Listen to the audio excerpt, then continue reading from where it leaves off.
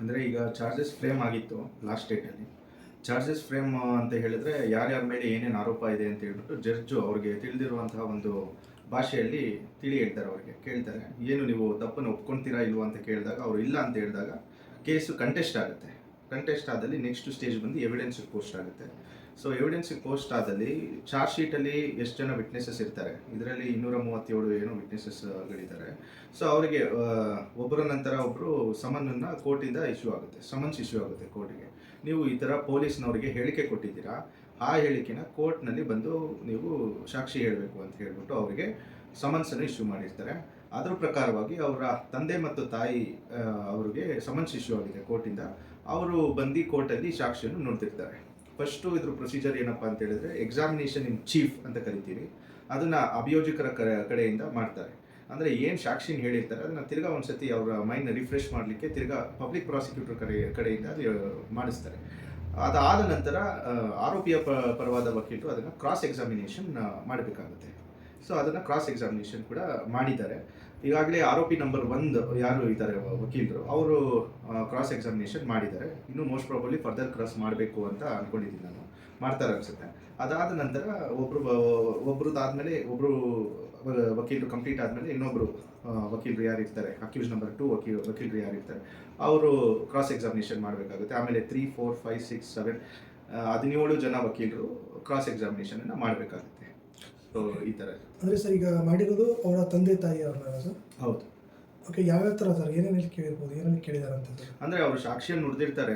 Usually ಅವರು ಪೊಲೀಸರ ಮುಂದೆ ಏನು ಸಾಕ್ಷಿಯನ್ನು ನುಡಿದಿರ್ತಾರೆ, ನನ್ನ ಮಗ ಕಾಣೆ ಆಗಿದ್ದ, ಇಂಥ ದಿನ ಆಚೆ ಹೋಗಿದ್ದ, ಇಂಥ ಬಟ್ಟೆ ಧರಿಸಿದ್ದ, ಸೊ ಆಚೆ ಹೋದವನು ಒಂದಿರ್ಗ ವಾಪಸ್ ಬಂದಿಲ್ಲ ಅಂತ ಹೇಳ್ಬಿಟ್ಟು ಸಾಕ್ಷಿ ನುಡಿದಿರ್ತಾರೆ. ಅದನ್ನೇ ಅಲ್ಲಿ ಎಕ್ಸಾಮಿನೇಷನ್ ಇನ್ ಚೀಫಲ್ಲಿ ಹೇಳಿರ್ತಾರೆ. ತಿರ್ಗಾ ಅದನ್ನು ಇವರು ಕ್ರಾಸ್ ಕ್ವಶನ್ ಮಾಡಿರ್ತಾರೆ, ಯಾವಾಗ, ಹೆಂಗೆ, ಎಲ್ಲಿ ಆಯಿತು ಅಂತ ಹೇಳ್ಬಿಟ್ಟು ಕೇಳಿರ್ತಾರೆ. ಅದೇ ಥರ ಅವರು ಏನು ಸಾಕ್ಷಿಯನ್ನು ನುಡಿದಿರ್ತಾರೆ ಅದೇ ಥರ ಇವರು ಉತ್ತರ ಕೊಡಬೇಕಾಗುತ್ತೆ. ಏನಾದರೂ ಸ್ವಲ್ಪ ಈ ಕಡೆ ಆ ಕಡೆ ಕೊಟ್ಟಲ್ಲಿ ಏನಾಗುತ್ತೆ, ಡಿಫೆನ್ಸ್ಗೆ ಉಪಯೋಗ ಆಗುತ್ತೆ. ದರ್ಶನ್ಗೆ ಆಗಲಿ ಅಥವಾ ಅವರ ಪರವಾದ ಯಾರ್ಯಾರು ಇರ್ತಾರೆ ಅವರ ಕೋ ಅಕ್ಯೂಸ್ಡ್ಗಳು ಅವರೆಲ್ಲರಿಗೂ ಉಪಯೋಗ ಆಗುತ್ತೆ. ಫರ್ದರ್ ಇನ್ ನೆಕ್ಸ್ಟ್ ಆರ್ಗ್ಯುಮೆಂಟ್ ಸ್ಟೇಜಲ್ಲಿ ಅದು ಉಪಯೋಗ ಆಗುತ್ತೆ. ಅಂದರೆ ಆಲ್ಮೋಸ್ಟ್ ಯಾವ ಸ್ಟೆಪ್ ಬೈ ಸ್ಟೆಪ್ ಅಂದರೆ ಯಾವ ರೀತಿ ಆಗಿರುತ್ತೆ ಸರ್? ಅಂದರೆ ಈಗ ತಂದೆಗೂ ಯಾವ ರೀತಿ ಏನು ಆನ್ಸರ್ ಬರುತ್ತೆ, ತಾಯಿಂದನೂ ಕೂಡ ಅದೇ ರೀತಿ ಆನ್ಸರ್ ಬರಬೇಕಾಗಿರ್ತಾರೆ? ಇಲ್ಲ, ಇವರು ಸ್ಟೇಟ್ಮೆಂಟ್ ಕೊಟ್ಟಿರ್ತಾರಲ್ಲ ಆಲ್ರೆಡಿ, ಪೊಲೀಸ್ನವ್ರ ಮುಂದೆ ಆಲ್ರೆಡಿ ಸ್ಟೇಟ್ಮೆಂಟ್ನ ಕೊಟ್ಟಿರ್ತಾರೆ. ಸೊ ಅದನ್ನೇ ಇಲ್ಲಿ ತಿರ್ಗಾ ಒಂದ್ಸತಿ ಇವರು ತಿರುಗಿಸ್ ಕೇಳಿದಾಗ ಏನಾಗುತ್ತೆ, ಅದನ್ನೇ ಕರೆಕ್ಟಾಗಿ ಏನು ಹೇಳಿರ್ತಾರೋ ಅದನ್ನೇ ಹೇಳಬೇಕಾಗುತ್ತೆ. ಕೆಲವೊಂದ್ಸತಿ ಹೇಳೋಕ್ಕಾಗಿಲ್ಲ, ಮರ್ತೋಗಿರ್ತಾರೆ, ಆ ಥರ ಏನಾದರೂ ಆದರೆ ಡಿಫೆನ್ಸ್ ಕಡೆ ಅವ್ರಿಗೆ ಅದು ಉಪಯೋಗ ಆಗುತ್ತೆ.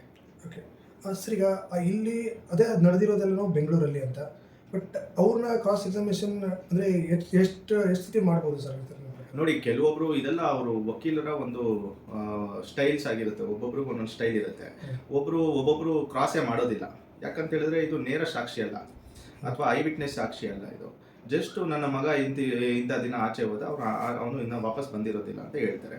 ಸೊ ಅದು ಕನೆಕ್ಟಿಂಗ್ ಆಗಿರಬೇಕು, ಕನೆಕ್ಟಿಂಗ್ ಮೆಟೀರಿಯಲ್ ಇದ್ದಲ್ಲಿ ಕ್ರಾಸ್ ಎಕ್ಸಾಮಿನೇಷನ್ ಮಾಡ್ತಾರೆ. ಕೆಲವೊಬ್ರು ತುಂಬ ಇಂಪಾರ್ಟೆಂಟ್ ಇದ್ದರೆ ಮಾತ್ರ ಕ್ರಾಸ್ ಎಕ್ಸಾಮಿನೇಷನ್ ಮಾಡ್ತಾರೆ. ಇಲ್ಲ ಅಂತ ಹೇಳಿದ್ರೆ ನೋ ಕ್ರಾಸ್ ಅಂತ ಹೇಳ್ಬಿಟ್ಟು ಕ್ರಾಸ್ ನಿಲ್ ಮಾಡ್ತಾರೆ. ಸೊ ಇಂಥದ್ದೆಲ್ಲ ನಡೆಯುತ್ತೆ. ಸೊ ಏನು ರೋಲು ಇವರು ಏನು ಹೇಳಿರ್ತಾರೆ, ಅದು ಇವ್ರು ಏನಾದರೂ ಕನೆಕ್ಟಿಂಗ್ ಮೆಟೀರಿಯಲ್ ಏನಾದರೂ ಇದೆಯಾ ಇವರ ಒಂದು ಹೇಳಿಕೆಯಲ್ಲಿ, ಮತ್ತು ಒಂದು ಯಾರು ಸಿಕ್ಕಾಕೊಂಡಿದ್ದಾರೆ ಆರೋಪಿಗೆ ಏನಾದರೂ ಕನೆಕ್ಷನ್ ಇದೆಯಾ, ಅವರು ಏನಾದರೂ ಹೇಳಿದಾರಾ, ಅವರ ಒಂದು ಕನೆಕ್ಟಿಂಗ್ ಮೆಟೀರಿಯಲ್ ಏನಾದರೂ ಇದೆಯಾ ಅಂತ ನೋಡಿ ಅವರು ಕ್ರಾಸ್ ಎಕ್ಸಾಮಿನೇಷನ್ ಮಾಡುವಂಥದ್ದು. ಅಂದರೆ ಈಗ ರೇಣುಕಾಸ್ವಾಮಿ ಅವರ ಹಿನ್ನೆಲೆನೂ ಕೂಡ ಕೇಳ್ಬೋದಾ ಸರ್? ಅಂದರೆ ಅವ್ರು ಯಾವ ರೀತಿ ಬಂದರು, ಏನಾದ್ರು ಕ್ರಿಮಿನಲ್ ಬ್ಯಾಕ್ಗ್ರೌಂಡ್ ಇದೆಯಾ, ಆ ರೀತಿ ಏನಾದ್ರು ಕೇಳುವಂಥ? ಹೌದು, ಅದನ್ನೆಲ್ಲ ಕೇಳಿದ್ದಾರೆ ಆಲ್ರೆಡಿ ಡಿಪೋಸಿಷನಲ್ಲಿ. ಅವ್ರ ಮೇಲೆ ಹಿಂದೆ ಯಾವ್ದನ್ನ ಕೇಸ್ ಇದೆಯಾ, ಅಥವಾ ಅವರು ಬೇರೆ ಇನ್ನೆಲ್ಲಾದರೂ ಗುರುತಿಸ್ಕೊಂಡಿದ್ರಾ, ಅಥವಾ ಹೊಡೆದಾಟದ ಕೇಸ್ಗಳಲ್ಲಿ ಗುರುತಿಸ್ಕೊಂಡಿದ್ರಾ, ಇಂಥದ್ದೆಲ್ಲ ಬರ್ತದೆ. ಅವ್ರ ಮೇಲೆ ಇದ್ದಲ್ಲಿ ಅದನ್ನು ಕೇಳ್ತಾರೆ. ಏನಾದರೂ ಕನೆಕ್ಟಿಂಗ್ ಮೆಟೀರಿಯಲ್ ಇದ್ದರೆ ಮಾತ್ರ ಅವ್ರು ಕೇಳುವಂಥದ್ದು. ಔಟ್ ಆಫ್ ಕನೆಕ್ಟಿಂಗ್ ಮೆಟೀರಿಯಲ್ ಕೇಳಿದ್ರೆ ಕೋರ್ಟ್ ಕೂಡ ಅಲೋ ಮಾಡಲ್ಲ ಅದು. ಸೊ ಏನಾದರೂ ಆ ಥರ ಮೆಟೀರಿಯಲ್ ಅವೈಲೇಬಲ್ ಆನ್ ರೆಕಾರ್ಡ್ ಇದ್ದರೆ ಮಾತ್ರ ಅದನ್ನು ಕೇಳುವಂಥದ್ದು ಮಾಡ್ತಾರೆ. ಈಗ ಸರ್ ಪೊಲೀಸ್ ಹತ್ರ ಒಂದು ಹೇಳಿಕೆ ಇರುತ್ತೆ, ಬಟ್ ಇಲ್ಲಿ ಬಂದು ಕೋರ್ಟಲ್ಲಿ ಒಂದು ಹೇಳಿಕೆ ಆದರೆ ಯಾವ ರೀತಿ ಆಗೋದು ಸರ್? ಅದು ಕಾಂಟ್ರಡಿಕ್ಷನ್ ಅಂತ ಕರಿತೀವಿ. ಅದು ಡಿಫೆನ್ಸಿಗೆ ಉಪಯೋಗ ಆಗುತ್ತೆ. ನೆಕ್ಸ್ಟ್ ಇವರು ಆಚೆ ಬರೋದಕ್ಕೆ ಭಾಳ ಉಪಯೋಗ ಆಗುತ್ತೆ. ಅಕ್ವಿಟ್ ಆಗಿ ಆಚೆ ಬರೋದಕ್ಕೆ ಉಪಯೋಗ ಆಗುತ್ತೆ. ಅಂದರೆ ಇಲ್ಲಿ ಇವರು ತಂದೆ ತಾಯಿ ಹೇಳಿರೋ ಪ್ರಕಾರ ದರ್ಶನ ಆಗಿರ್ಬೋದು, ಅವ್ರು ಏನಿದ್ದಾರೆ ಅವರ ಬಗ್ಗೆ ಯಾವ ರೀತಿ ಕೇಳಿರಲ್ಲ ಅನ್ಸ್ಕೊಳ್ತೀವಿ ಸರ್? ಇಲ್ಲ, ಇದಕ್ಕೆ ದರ್ಶನ್ಗೆ ಯಾವುದೇ ರೀತಿ ಸಂಬಂಧನೇ ಇಲ್ಲ. ಯಾಕಂದರೆ ದರ್ಶನ್ ಈ ಒಂದು ಪಾಯಿಂಟ್ ಆಫ್ ವ್ಯೂ ಅಲ್ಲಿ ಬರೋದೇ ಇಲ್ಲ. ಆಲ್ರೆಡಿ ಇವರು ಇರೋದು ಚಿತ್ರದುರ್ಗದಲ್ಲಿ ನನ್ನ ಮಗ ಬೆಳಿಗ್ಗೆ ಈ ಥರ ಕಾಣೆಯಾಗಿದ್ದಾನೆ ಅಂತ ಹೇಳ್ತಾರೆ ಹೇಳಿಕೆಯಲ್ಲಿ. ಸೊ ಈಗ ಫಾರ್ಮಸಿ, ಅವನು ಅಪೋಲೋ ಫಾರ್ಮಸಿಯಲ್ಲಿ ಕೆಲಸ ಮಾಡುವಂಥದ್ದು. ಬೆಳಿಗ್ಗೆ ಕೆಲಸಕ್ಕೆ ಯಾವ ರೀತಿ ಹೋಗ್ತಾರೆ ಆ ರೀತಿ ಹೋದವರು ತಿರ್ಗಾ ವಾಪಸ್ ಬಂದಿರೋದಿಲ್ಲ ಅಂತ ಹೇಳ್ತಾರೆ. ಅವಾಗ ಯಾವ ಬಟ್ಟೆ ಹಾಕೊಂಡಿದ್ದ, ಮೈ ಮೇಲೆ ಯಾವ ಒಂದು ಗೋಲ್ಡ್ ಹಾಕೊಂಡಿದ್ರಾ ಇಲ್ವಾ, ವಾಚ್ ಹಾಕೊಂಡಿದ್ರಾ ಇಲ್ವಾ, ಇವೆಲ್ಲ ಹೇಳಿರ್ತಾರೆ ಅವರು ಹೇಳಿಕೆ ಹೇಳಿ. ಸೊ ಅದನ್ನ ಮಾತ್ರ ಇರುತ್ತೆ, ಇದಕ್ಕೆ ದರ್ಶನ್ಗೆ ಯಾವುದೇ ರೀತಿ ಸಂಬಂಧ ಬರಲ್ಲ, ಕನೆಕ್ಷನ್ ಇರಲ್ಲ. ಸರ್ ಈಗ ಈ ಕೇಳಿರೋ ಪ್ರಕಾರ ಏನಂದರೆ ಏನೇ ಕ್ವಶನ್ ಕೇಳಿದ್ರು ರೇಣುಕಾಸ್ವಾಮಿ ಅವ್ರ ತಂದೆ ತಾಯಿ ಎಲ್ಲದಕ್ಕೂ ಗೊತ್ತಿಲ್ಲ ಗೊತ್ತಿಲ್ಲ ಅನ್ನೋ ಒಂದು ಮಾತು ಕೂಡ ಕೇಳ್ಬರ್ತಾ ಇತ್ತು ಸರ್. ಆ ಥರ ಏನಾರು ಹೇಳಿದ್ದಾರೆ ಸರ್? ಅದು ಗೊತ್ತಿಲ್ಲ. ಅವರು ಅದೇ ಗೊತ್ತಿಲ್ಲ ಅಂತ ಹೇಳಿದ್ರೆ ಅದು ಡಿಫೆನ್ಸ್ಗೆ ಉಪಯೋಗ ಆಗುತ್ತೆ. ಅದು ಏನು ಹೇಳಿರ್ತಾರೆ ಅವರು ಎಕ್ಸಾಮಿನೇಷನ್ ಇನ್ ಚೀಫಲ್ಲಿ ಮತ್ತು ಅವ್ರ ಸ್ಟೇಟ್ಮೆಂಟಲ್ಲಿ ಅದೇ ಕರೆಕ್ಟಾಗಿ ಹೇಳಬೇಕಾಗಿ ಬರುತ್ತೆ. ಇಲ್ಲ ಅಂತ ಹೇಳಿದ್ರೆ ಡಿಫೆನ್ಸ್ ಕಡೆ ಅವರಿಗೆ ಉಪಯೋಗ ಆಗುತ್ತೆ ಜಾಸ್ತಿ. ಓಕೆ, ಇದನ್ನ ಆದಷ್ಟು ಬೇಗ ಯಾವ ರೀತಿ ಮೂವ್ ಮಾಡಬೇಕು ಅಂತ ಪ್ಲಾನ್ ಮಾಡಿದ್ದಾರೆ ಅಂತ ಹೇಳಿ? ಈಗ ಆಲ್ರೆಡಿ ಸುಪ್ರೀಂ ಕೋರ್ಟಲ್ಲಿ ಇದನ್ನ ರಿಜೆಕ್ಟ್ ಮಾಡುವಾಗ ಸುಪ್ರೀಂ ಕೋರ್ಟೇ ಹೇಳಿದೆ as expeditiously as possible dispose this trial ಅಂತ ಹೇಳಿದೆ. ಅಂದರೆ ಸುಪ್ರೀಂ ಕೋರ್ಟೇ ಒಂದು ಇದು ಕೊಟ್ಟಂಗಾಗಿದೆ, ಒಂದು ಡೈರೆಕ್ಷನ್, ಇದನ್ನ ಟ್ರಯಲ್ನ ಬೇಗ ಮುಗಿಸಿ ಅಂತ. ಸೊ ಇದನ್ನ ಸೀರಿಯಸ್ ಆಗಿ ಟ್ರಯಲ್ ಕೋರ್ಟ್ ತಗೊಂಡು ಮುಗಿಸ್ಬೇಕಾಗಿ ಬರುತ್ತೆ. ಸರ್ ನೀವು ಹೇಳ್ದಂಗೆ ಈಗ ಪ್ರತಿಯೊಬ್ಬರ ಆರೋಪಿ ಕಡೆಯಿಂದನೂ ಕೂಡ ಒಬ್ಬೊಬ್ಬರು ಲಾಯರ್ಗಳಿರ್ತಾರೆ, ಅವರೆಲ್ಲ ಕ್ರಾಸ್ ಎಕ್ಸಾಮಿನೇಷನ್ ಮಾಡಕ್ಕೆ ಹೋದ್ರೆ ಇದು ಇನ್ನೂ ತುಂಬ ಹೋಗ್ಬೋದಲ್ಲ? ಹೌದೌದು, ಅದಕ್ಕೆ ಏನು ಮಾಡ್ತಾರೆ, ಯೂಶಲಿ ಒಂದು ಲಾಯರ್ನ ಇಟ್ಕೋತಾರೆ. ಅಷ್ಟು ಜನ 17 ಜನ ಇದ್ದಾರೆ, 17 ಜನ ಒಂದು ಲಾಯರ್ನ ಇಟ್ಕೊಂಡ್ರೆ ಬೇಗ ಮುಗಿಯುತ್ತೆ. ಇಲ್ಲ ಒಂದು ಆರೋಪಿ ಪರ ವಕೀಲರು ಈಗ first examination in chief public prosecutor ಮಾಡ್ತಾರೆ, ಅದಾದ ನಂತರ ಕ್ರಾಸ್ ಎಕ್ಸಾಮಿನೇಷನ್ ಆರೋಪಿ ಪರ ವಕೀಲರು ಮಾಡ್ತಾರೆ, ಅದಾದಮೇಲೆ ಇನ್ನೊಬ್ರು ಆರೋಪಿ ಪರ ವಕೀಲರು ಕ್ರಾಸ್ ಮಾಡಬೇಕು. ಆ ಥರ 17 ಜನ ಆರೋಪಿ ಪರ ವಕೀಲರು ಕ್ರಾಸ್ ಎಕ್ಸಾಮಿನೇಷನ್ ಮಾಡಬೇಕಾಗಿ ಬರುತ್ತೆ. ಸೊ ಅಲ್ಲೇ ಒಂದು 3 to 4 months ಹೋಗುವಂಥ ಚಾನ್ಸಸ್ ಇರ್ತದೆ. ಯಾಕಂದರೆ ಕೋರ್ಟ್ನ ಟೈಮ್ ಸ್ಪ್ಯಾನು ಎಲ್ಲ ನೋಡ್ಕೋಬೇಕಾಗುತ್ತೆ. ಇದು ಒಂದೇ ಕೇಸ್ ಇಲ್ಲ, ಇನ್ನೂ ಸಾವಿರಾರು ಕೇಸ್ಗಳಿರ್ತವೆ. ಸೊ ಅದನ್ನು ನೋಡಬೇಕು ಜಡ್ಜು, ಇದನ್ನು ನೋಡಬೇಕು. ಸೊ ಆದ್ದರಿಂದ ಟೈಮ್ ಸ್ವಲ್ಪ ಕಿಲ್ ಆಗುತ್ತೆ, ಸ್ವಲ್ಪ ಜಾಸ್ತಿ ಹೊತ್ತು ತಗೊಳ್ಳುವಂಥ ಚಾನ್ಸಸ್ಸು ಇರ್ತದೆ. ಈಗ ಸರ್ ಇದೊಂದು ಆರೋಪಿಗಳನ್ನು ಕಟಕಟೆ ಅಂದರೆ ಕರೆಸುವಂಥ ಒಂದು ಇರುತ್ತಾ ಸರ್? ಹೌದೌದು, ಈಗ ಕೆಲವೊಂದು ನೋಡಿ, ಸೆಕ್ಷನ್ 273 ಆಫ್ CRPC ಪ್ರಕಾರ ಆರೋಪಿನ ಮುಂದಿಟ್ಕೊಂಡು ಎವಿಡೆನ್ಸನ್ನು ಮಾಡಬೇಕು ಅಂತ ಹೇಳ್ಬಿಟ್ಟು CRPC ಮ್ಯಾಂಡೇಟ್ ಮಾಡುತ್ತೆ. ಸೊ ಕೆಲವೊಂದು ಸತಿ ಏನಾಗುತ್ತೆ, ಐ ವಿಟ್ನೆಸ್ ಬಂದಿರ್ತಾರೆ, ನಾನು ನೋಡಿರ್ತೀನಿ, ನಾನು ಆರೋಪಿನ ಕೊಲೆ ಮಾಡಿರೋದನ್ನ ನೋಡಿರ್ತೀನಿ ಅಂತ ಹೇಳ್ತಾರೆ.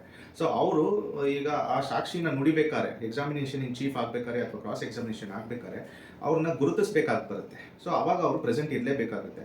ಅದು ಇಟ್ ಡಸಂಟ್ ಮ್ಯಾಟರ್, ಅವರು ವಿಡಿಯೋ ಕಾಲಲ್ಲಿ ಬರ್ತಾರೋ ಅಥವಾ ಇನ್ ಪರ್ಸನ್ ಬರ್ತಾರೋ, ಅಟ್ ಡಸಂಟ್ ಮ್ಯಾಟರ್. ಒಟ್ಟಿನಲ್ಲಿ ಅಲ್ಲಿ ನೋಡ್ಬಿಟ್ಟು ಗುರುತಿಸ್ಬೇಕಾಗಿ ಬರ್ತದೆ. ಸರ್ ಈಗ ಇವ್ರ ಹೇಳಿಕೆ ಒಂದಾಗಿರುತ್ತೆ, ಯಾರಾದರೆ ಈಗ ಆರೋಪಿ ಕಡೆಯವರು ಹೇಳಿಕೆ ಒಂದಾಗಿರುತ್ತೆ, ಇವ್ರ ಕಡೆ ಹೇಳಿಕೆನೇ ಒಂದಾಗಿರುತ್ತೆ ಸರ್. ಈ ಡ್ರೆಸ್ ಹಾಕೊಂಡಿದ್ದಾರೆ ಅಂತೇಳಿ ಹೀರೋ ಹೇಳಿರ್ತಾರೆ, ಇವ್ರು ಆ ರೀತಿ ಇರಲ್ಲ, ಆ ರೀತಿ ಏನಾದ್ರು ಪ್ರಾಬ್ಲಮ್ ಆಗುತ್ತೆ ಸರ್? ಅದೇ ಮುಂದಿನ ದಿನಗಳಲ್ಲಿ ಅದನ್ನೆಲ್ಲವನ್ನು ಈಗ ಕ್ರಾಸ್ ಎಕ್ಸಾಮಿನೇಷನ್ ಅಲ್ಲಿ ಏನೇನು ಪಾಯಿಂಟ್ಸು ಆರೋಪಿ ಪರ ವಕೀಲರಿಗೆ ಅನುಕೂಲವಾಗಿ ಬರುತ್ತೆ ಅದನ್ನೆಲ್ಲವನ್ನು ನೆಕ್ಸ್ಟ್ 313 ಸ್ಟೇಟ್ಮೆಂಟ್ ಅಂತ ಕರಿತೀವಿ, ಆರ್ಗ್ಯುಮೆಂಟ್ಸ್ ಅಂತ ಕರಿತೀವಿ. ಅದರಲ್ಲಿ ನಾವೆಲ್ಲ ಪಾಯಿಂಟ್ಸ್ ಅನ್ನು ಹೇಳಿ ಕೋರ್ಟಿನ ಮುಂದೆ ನಾವು ಆರ್ಗ್ಯುಮೆಂಟ್ಸ್ ಮಾಡಬೇಕಾಗಿ ಬರುತ್ತೆ. ನೋಡಿ, ಹಿಂಗೆ ಅವರು ಎಕ್ಸಾಮಿನೇಷನ್ ಇನ್ ಚೀಫಲ್ಲಿ ಹಿಂಗೆ ಹೇಳಿದ್ದಾರೆ, ಸ್ಟೇಟ್ಮೆಂಟ್ ಬಿಫೋರ್ ದಿ ಪೊಲೀಸ್ ಈ ಥರ ಹೇಳಿದ್ದಾರೆ, ನಾವು ಕ್ರಾಸ್ ಎಕ್ಸಾಮಿನೇಷನ್ ಮಾಡಬೇಕಾದ್ರೆ ಈ ಥರ ಡಿಫ್ರೆಂಟಾಗಿ ಹೇಳಿದ್ದಾರೆ, ಇದು ಕಾಂಟ್ರಡಿಕ್ಷರಿ ಇದೆ, ಸ್ಟೇಟ್ಮೆಂಟು ಕಾಂಟ್ರಡಿಕ್ಷರಿ ಬರ್ತಿದೆ. ಸೊ ಈ ವಿಟ್ನೆಸ್ಸು ರಿಲಯಬಲ್ ಅಲ್ಲ, ಈ ವಿಟ್ನೆಸ್ ಮೇಲೆ ನಮ್ಮ ಯಾರು ಆರೋಪಿ ಇದ್ದಾರೆ ಅವರಿಗೆ ಕನ್ವಿಕ್ಷನ್ ಕೊಡೋದು ಸಮಂಜಸ ಅಲ್ಲ ಅಂತ ಹೇಳ್ಬಿಟ್ಟು ಅವರು ಅದನ್ನ ಇಟ್ಕೊಂಡು ಒಂದು ಆರ್ಗ್ಯುಮೆಂಟ್ ಮಾಡಬೇಕಾಗಿ ಬರುತ್ತೆ ಮುಂದಿನ ದಿನಗಳಲ್ಲಿ. ಸರ್ ನೀವು ಹೇಳಿದ್ರಿ ಬೇಗ ಮುಗಿಸೋಕೆ ಹೇಳಿದ್ದಾರೆ ಅಂತ, ಅಂದರೆ ಸೆಲೆಬ್ರಿಟಿ ಅನ್ನೋ ಒಂದು ಕಾರಣಕ್ಕೋಸ್ಕರ ಬೇಗ ಮುಗಿಸೋಕೆ ಹೇಳಿದ್ದಾರೆ, ಅಂದರೆ ಹೈ ಪ್ರೆಷರ್ ಇದೆ ಅಂತ? ಇಲ್ಲ, ಯೂಶಲಿ ಏನಾಗುತ್ತೆ, ಬೇಲ್ಗೆ ಹಾಕಿದಾಗ ನಮ್ಮದು ತುಂಬ ಬೇಗ ಮುಗಿಸ್ಬೇಕು ಅಂತ ಇದೆ. ನಾವು ಸುಮಾರು ಮರ್ಡರ್ ಕೇಸ್ಗಳು ಹೈಕೋರ್ಟಲ್ಲಿ ಆಗ್ತಾಗ 3 ವರ್ಷ 4 ವರ್ಷ ಇನ್ನೂ CW1 ಎಕ್ಸಾಮಿನೇಷನ್ ಆಗಿರಲ್ಲ. ಸೊ ಅಂಥ ಕೇಸ್ಗಳಲ್ಲಿ ಡಿಲೇ ಇನ್ ಟ್ರಯಲ್ ಇದೆ ಅಂತ ನಾವು ಮೇನ್ ಕಂಟೆನ್ಷನ್ ತಗೊಂಡಾಗ finish the trial as expeditiously as possible ಅಂತ ಹೇಳ್ಬಿಟ್ಟು ಡೈರೆಕ್ಷನ್ ಕೊಡುತ್ತೆ. ಬಟ್ ಪರ್ಟಿಕ್ಯುಲರ್ ಡೇಟ್ಸ್ ಕೊಟ್ಟಿರಲ್ಲ, ಜಸ್ಟ್ ಡೈರೆಕ್ಷನ್ ಕೊಡುತ್ತೆ. ಸೊ ಆಗಿದ್ದಾಗ ಟ್ರಯಲ್ ಕೋರ್ಟ್ಸು ಅದನ್ನು ವೆರಿ ಒಂದು ತುಂಬ ಇದಾಗಿ ತೊಗೊಂಡು ಮಾಡಬೇಕಾಗಿ ಬರುತ್ತೆ. ಇಲ್ಲ ಅಂತ ಹೇಳಿದ್ರೆ ಯೂಶಲಿ ಬೇರೆ ಕೇಸ್ಗಳಿಗೆ ಅದು ಮಾಡಲ್ಲ, ಇದು ಈ ಸೆಲೆಬ್ರಿಟಿ ಆಗಿರೋ ಕಾರಣಕ್ಕೆ ಮಾಡ್ತಾರಾ ಏನೋ ನಮ್ಗೆ ಗೊತ್ತಿಲ್ಲ. ಸೊ ಕಾದು ನೋಡಬೇಕಾಗಿದೆ.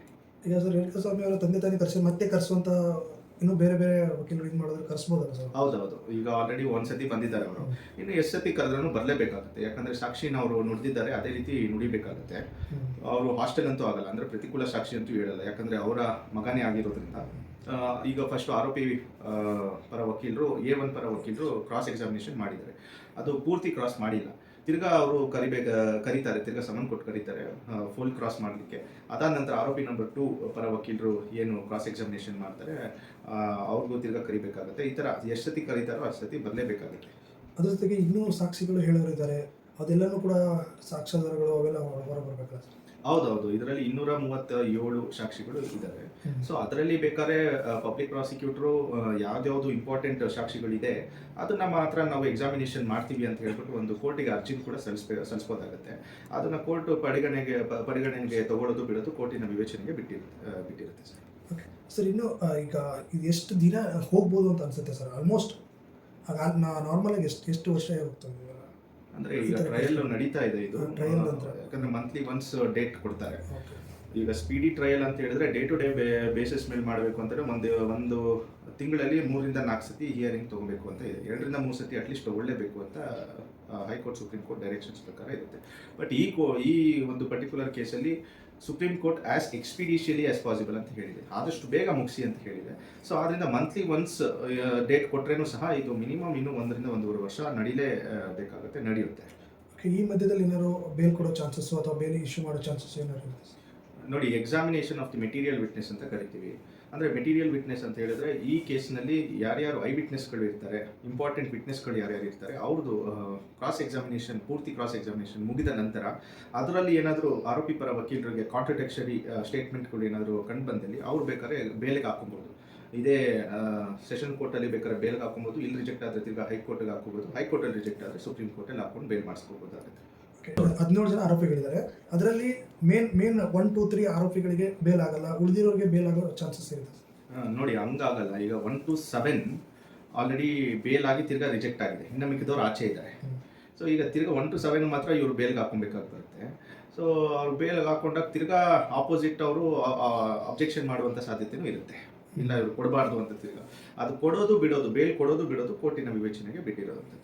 ಈಗ ಮೇನ್ ಯಾಕೆ ಬೇಲ್ನ ರಿಜೆಕ್ಟ್ ಮಾಡುತ್ತೆ ಕೋರ್ಟು, ಯಾಕೆ ಇಂಥ ಹೀನಿಯಸ್ ಕ್ರೈಮ್ಗಳಲ್ಲಿ ಬೇಲ್ ಕೊಡಲ್ಲ ಅಂತ ಹೇಳಿದ್ರೆ, ಈ ಥರ ಆಚೆ ಬಂದರೆ ವಿಟ್ನೆಸ್ಗಳಿಗೆ ಬೆದರಿಕೆ ಹಾಕೋದು ಅಥವಾ ಮತ್ತೊಂದು ಮಾಡ್ತಾರೆ ಅಂತ ಹೇಳ್ಬಿಟ್ಟು ಕೇಸಿಗೆ ತೊಂದರೆ ಆಗುತ್ತೆ ಅಂತ ಹೇಳ್ಬಿಟ್ಟು ಕೊಡಲ್ಲ. ಸೊ ಈ ಕೇಸ್ಗಳಲ್ಲಿ ಯಾಕೆ ಕೊಡಲ್ಲ, ಮತ್ತು ಕೆಲವೊಬ್ರು ಇರ್ತಾರೆ ಬೇರೆ ದೇಶದವ್ರು ಇರ್ತಾರೆ, ಕೆಲವೊಬ್ರು ನೇಪಾಳ ಬೇರೆ ಸ್ಟೇಟ್ ಅವ್ರು ಇರ್ತಾರೆ, ಬೇರೆ ದೇಶದವ್ರು ಇರ್ತಾರೆ. ಸೊ ಇಂಥ ಆರೋಪಿಗಳಿಗೆ ಮೇಯ್ನಾಗಿ ಬೇಲ್ಗಳನ್ನ ರಿಜೆಕ್ಟ್ ಮಾಡುವಂಥ ಸಾಧ್ಯತೆ ಜಾಸ್ತಿ ಇರುತ್ತೆ. ಯಾಕಂದರೆ ಅವರು ತಿರ್ಗಾ ಅಲ್ಲಿಗೆ ಹೋದರೆ ಇಲ್ಲಿಗೆ ಬರಲ್ಲ, ಇಂಡಿಯಾಗೆ ತಿರ್ಗಾ ಬರಲ್ಲ. ಸೊ ಆದ್ದರಿಂದ ಅವರು ಬೇಲ್ನ ರಿಜೆಕ್ಟ್ ಮಾಡ್ತಾರೆ ಯೂಶಲ್ ಕೇಸಸ್, ಅದು ನಾನು ಹೇಳ್ತಾ ಇರೋದು. ಈ ಕೇಸಲ್ಲಿ ಆ ಥರ ಆಗಲ್ಲ. ಯಾಕಂದರೆ ಇವರು ಒಬ್ಬ ನಟ ಆಗಿರೋದ್ರಿಂದ, ಎಲ್ಲರಿಗೂ ಪರಿಚಯ ಇರುವ ನಟ ಆಗಿರೋದ್ರಿಂದ ಇವರು ಓಡೋಗೋ ಸಾಧ್ಯತೆ ಆಗಲಿ ಮತ್ತು ದೇಶ ಬಿಟ್ಟು ಹೋಗೋ ಸಾಧ್ಯತೆ ಆಗಲಿ ಮಾಡುವಂಥ ಚಾನ್ಸಸ್ ಇರಲ್ಲ. ಓನ್ಲಿ ಮೇನ್ ಏನಪ್ಪ ಅಂತ ಹೇಳಿದ್ರೆ ಬೇಗ ಮುಗಿಸಿ ಇವ್ರನ್ನ ಆಚೆ ಬಿದ್ದರೆ ಇದೇ ಥರ ಕ್ರೈಮ್ನ ಬೇರೆ ಯಾರಾದರೂ ಕಂಟಿನ್ಯೂ ಮಾಡ್ತಾರೆ ಅಂತ ಹೇಳ್ಬಿಟ್ಟು ರಿಜೆಕ್ಟ್ ಮಾಡಿರ್ಬೋದು ಅಂತ ನನ್ನ ಅನಿಸಿಕೆ. ಸೊ ಇದು ಬೇಗ ಮುಗಿಯುತ್ತೆ ಸರ್, ಆದಷ್ಟು ಬೇಗ ಮುಗಿಯುತ್ತೆ.